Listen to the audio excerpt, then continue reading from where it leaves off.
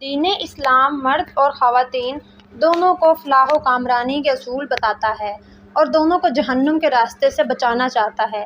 اس لیے جو کوتاہیاں مردوں میں ہیں ان میں مردوں کی اصلاح فرماتا ہے اور جو خامیاں عورتوں میں ہیں ان میں عورتوں کی رہنمائی فرماتا ہے۔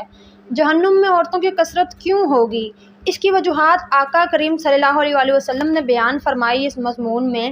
اسی حوالے سے چند اہم باتیں ذکر کی جائیں گی۔ چنانچہ نبی کریم صلی اللہ علیہ وسلم نے فرمایا، میں نے جنت میں جھانکا تو اس میں اکثر لوگ فقراء تھے اور میں نے جہنم میں جھانکا تو اس میں اکثر عورتیں تھیں۔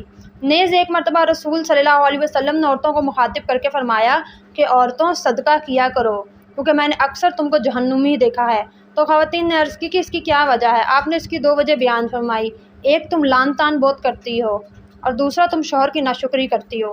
کثرت لان تان، بہت سی عورتوں کی عادت ہوتی ہے کہ ایک دوسرے کو یا اپنے شوہر کو، اپنی خادماؤں کو یا اپنی اولاد کو لان تان کرتی رہتی ہیں اور انہیں بددعائیں دیتی ہیں۔ ایسی خواتین کو چاہیے کہ لان تان والی عادت سے خود کو بچائیں کہ اسلام میں اس کی سختی سے ممانعت ہے۔ شوہروں کی ناشکری، کئی عورتوں میں یہ عادت ہوتی ہے کہ شوہروں کی ناشکری ہی کرتی رہتی ہیں، چاہے شوہر ان کے لیے جتنی بھی محنت کر لے اور اپنی استطاعت کے مطابق جتنی ہی ان کے ساتھ بھلائی کر لے، لیکن پھر بھی خواتین صبر و شکر کے بجائے ناشکری ہی کرتی رہتی ہیں، جس کے انتہائی بھیانک نتائج سامنے آتے ہیں۔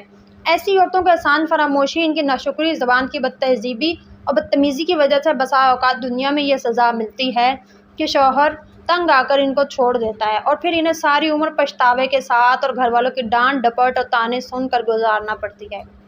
اس لیے خواتین کو چاہیے کہ ایسی حرکتوں سے پہلی فرصت میں توبہ کر لیں اور جس حال میں اللہ پاک نے شوہر کے ساتھ رکھا ہے اس کو غنیمت جانیں اور دینوی اعتبار سے اپنے سے کم مرتبے والوں کی طرف نظر کریں تاکہ صبر و شکر کی کیفیت پیدا ہو۔ ایک مرتبہ سرکار دو عالم صلی اللہ علیہ وسلم عورتوں کے پاس سے گزرے تو فرمایا، احسان کرنے والوں کی ناشکری سے بچنا۔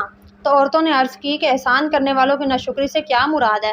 فرمایا، ممکن تھا کہ تم میں سے کوئی عورت طویل عرصے تک بغیر شوہر کے اپنے والدین کے پاس بیٹھی رہتی اور بوڑھی ہو جاتی، لیکن اللہ پاک نے اسے شوہر عطا فرمایا اور اس کے سبب مال اور اولاد کی نعمت سے نوازا۔